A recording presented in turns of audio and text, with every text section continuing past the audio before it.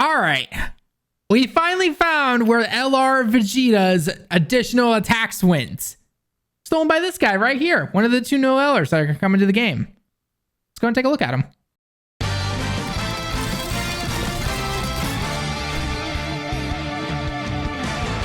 What is going on, everyone? TallenV back here, and today, yes, we're gonna be taking a look at the brand new LRs, which I already know 90% of all the other YouTubers and everything have already done. But of course, when this all came out, I was at work. It was like 11 o'clock in the morning when I was at work, and then I saw them and I saw the card and I was just like, okay, well, here, Goresh is gonna do it. And I know he was doing it over on 5'9", which, by the way, you should go follow us over on Twitch, Twitter, sub on YouTube, all that fun stuff, because it helps sports and everything. So anyway, I have actually not seen the super attacks. I was like, you know what? I want to do a raw, like, first time impressions of these super attacks and everything. And let's just see how good they look, right? And obviously, I don't think they're going to beat the two, you know, Dokkan Fest LRs, but that's not to say that they're not gonna be bad by any stretch of the imagination. So again, this is an anniversary celebration. Are we really expecting them to be that bad? No, not at all. So anyway, I want to take a look at the super attacks first, and then I'm gonna just go over the cards, kind of think about what I think about them and everything like that. I know Goresh translated them and everything like that, but I always like to read over the kanji and everything and just make sure to be like, oh, okay, so that's what they do and everything, because it's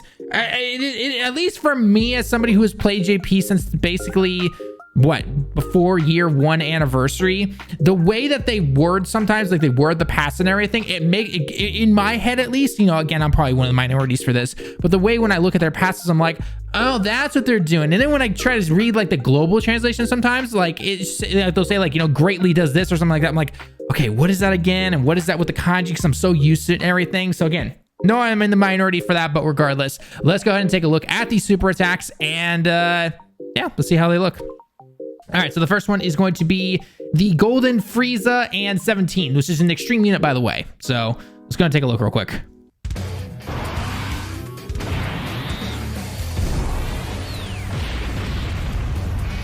Okay. Ooh, nice. I like that. Okay.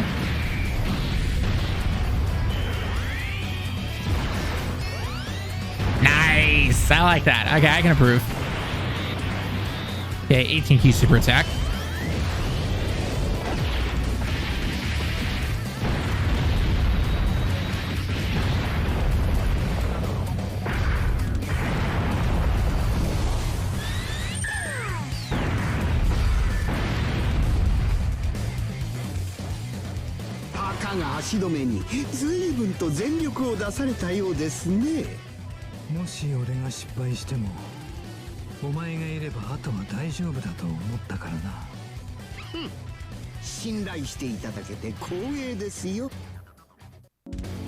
Okay, all right, I can dig it. I don't mind it. That's definitely really nice. Okay, so just based on that, and because I know I've already looked at the card a little bit, it basically shows that the passive skill, or sorry, the active skill is just going to be a monologue essentially, and then some effect is going to take place. So think something like, you know, Tech Broly, all those kind of active skill type units and everything like that. It's not going to be a super attack thing like Goku and Vegeta, and I think the other Android 17 LR in here. So anyway, so that's pretty cool. Let's go ahead and take a look at what they do. So they are the Universal Survival category key plus 3, or the combination category key plus 3. Stats up 150. Is that the highest, or is that the same as the blue boys? I don't remember. I don't even have the blue boys, so again, it doesn't really matter. Anyway, so attacking, let's look at the passive skill. So attack and defense up 70%, with a super high chance to do up to 2 normal additional attacks. Seriously, where is this for Vegeta? Right? Like, come on, like how is this not taken? How is this not supposed to be part of the Evolution Blue Vegeta? But anyway, I'm being a dead horse at this moment. So anyway, let's continue on. So super high chance to do up to 2 additional attacks, which are normal attacks. So then the only way to get an additional super attack is obviously through the ability system, which luckily enough, they are physical. And then obviously we have skill orbs and everything. So that's really nice. But basically for every attack that you do, you get an additional attack and defense up 7% for a total of 70, and key plus 1 for a total of 7. So obviously if you go like, let's see, turn 1, you get the 2 additional attacks, and then you come back on turn 3 and you do even more. That's obviously going to keep stacking and everything until you hit the max. And then it says for every attack that you do during that turn, you will actually increase your mitigation percent and your crit chance by 7% for that turn. So basically, if you do 3 attacks in total, then you're going to get a 21% crit and damage mitigation. I should say crit chance, and then obviously 21% damage mitigation. And then if you obviously get the 4 attacks through dupes or however you get it, then it's going to be 28%. So that's pretty cool right there.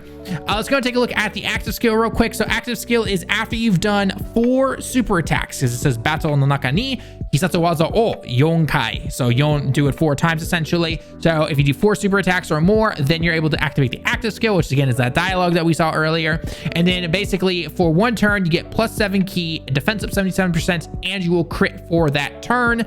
But again, that's only that turn. Super attack, 12 key super attack is greatly raises attack for 1 turn, does colossal damage. And then for the 18 key super attack is raises attack for 1 turn, does mega colossal damage, and then lowers the enemy's attack and defense. So they only do the greatly raised attack on the 12 key, and it's only doing normal raising for 1 turn on the 18 key super attack. So something interesting right there, I guess. All right, let's go take a look at the next super attack, which is the kind of combo. It's actually called Android 17, and then it says in parentheses representative of Universe 7 team, I believe. So let's go take a look at this. All right, come on, show me something good. Okay, so this is obviously the 12 key super attack. What do we got? Ooh, all right, I dig it.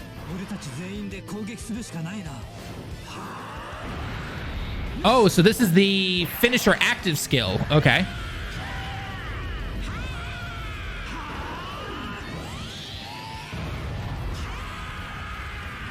All right, I dig it.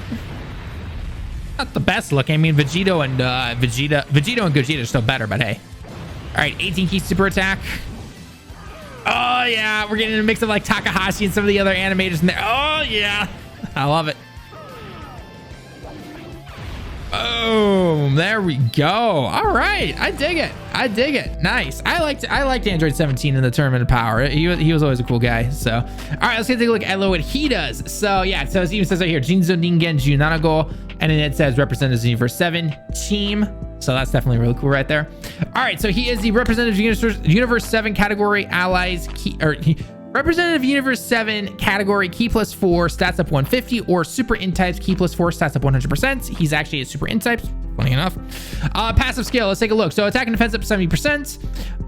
Let's see, on your team for the representative Universe 7 category allies, if you have 5 or more, which again, if you're not running this guy on the representative Universe 7 team and along with the other guy as well, what are you doing, I think is kind of the real question. So anyway, let's keep moving on here. So obviously we have, so if you have 5 or more, then you get an additional attack and defense up 70%. And then if you happen to get up to 22 key gauge or higher, then you get an additional attack up 70%, which based on what I've seen through Truce videos and everything like that and what they're doing on 5.9, not too hard actually. So that's definitely something to keep in mind right there. Then for every rainbow orbit you obtain, then you get an additional 2 key, and your crit chance goes up by 7%. So that's really cool right there. I'll take that. All right, active skill. In order to activate the final team up combo, essentially, let's see, you have to have 5 members of the representatives of Universe 7 category allies on your team. Then on the same rotation, you have to have 2 or more, which is funny because you only have to have 2 basically. So you have to have 2 or more representatives of Universe category allies on the same attacking rotation as you. You have to be facing off against 1 enemy, and the enemy has to have 50% HP or less. So it's very similar to how Gogeta and Vegito LRs work, where you have to be 50%, or they have to be 50% HP or below the enemy that you are facing off against, and it can only be 1. So again, that's something right there.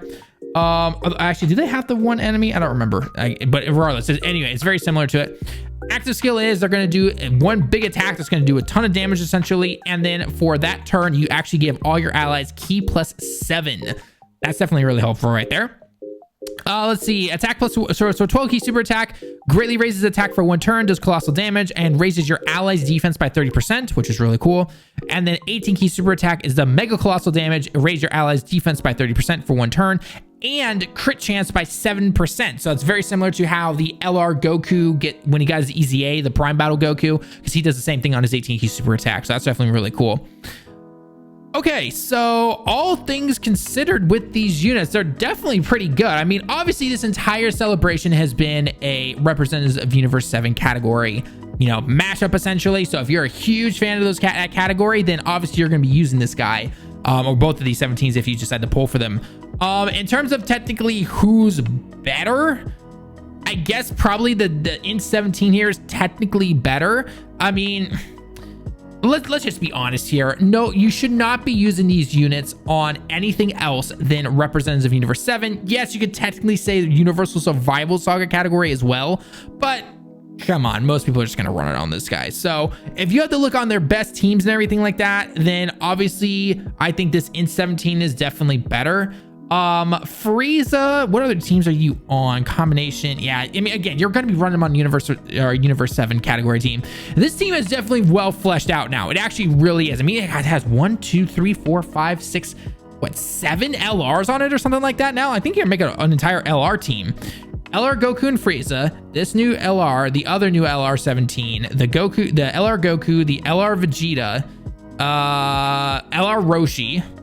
I'm missing something. I know I'm missing like 1 or 2 others, but regardless, there are a ton of units on this category now, and it is definitely fleshed out. It's a really good category and everything. And yeah, you know what? I'm impressed. I am definitely impressed with these guys. Obviously, I'm not gonna be summoned for it because their banner's gonna be garbage. You know, as you guys know, all of these typical top legendary summon banners, whatever you're gonna call them, they're all garbage. I mean, this is technically your best chance to get these guys because they are featured, but yeah, I don't know. I don't think it's really worth it. So again, it is what it is. But if you want to summon for them, go ahead. We should be seeing a second round of sales going on the 16th, and then these guys drop whenever they drop. This DBZ space, have they been updated? Are they updated if this is getting scheduled or anything? Yeah, here they are. So they come out on the 15th at 6 p.m. Pacific Standard Time. Oh, so that's gonna be 16th, 6 p.m. What is that? That's like 10 a.m. Japan time. Gee, I'm at work. I'm at work and everything with this going on. So regardless, I mean, again, I wasn't going to summon on it by any means, but yeah, and it is. And I mean, the upside though is both of them have farmable super attacks. The 17 has the free-to-play Int one, and then the Golden Frieza has the free-to-play STR Angel Golden Frieza. So yeah, it is what it is. So anyway, guys, though, that's me for the video though. Obviously, I think they're very, very, very good units. The banner's not really worth it though, especially if you are trying to go for the LR Blue Goku and the or the LR UI Goku and the LR Super Saiyan Blue Evolution Vegeta, because obviously those guys are not going to be back until July, whereas these guys are pretty much on every normal non-Dokkan Fest banner. But again, I digress. It is what it is. It's your choice with the stones and everything, but they're definitely very good units. But again, unless you're going to constantly keep running Representatives of Universe 7, I don't think they're particularly worth it. Again, that's the whole point though. They're supposed to be really good on their team. Anything else, they're kind of whatever. So anyway, guys, that's gonna be it for the video though. Let me know your thoughts in the comments. As always, leave a like if you liked the video. Subscribe if you happen to be new. Until next time, everyone, I will see you all in the next one. Johnny.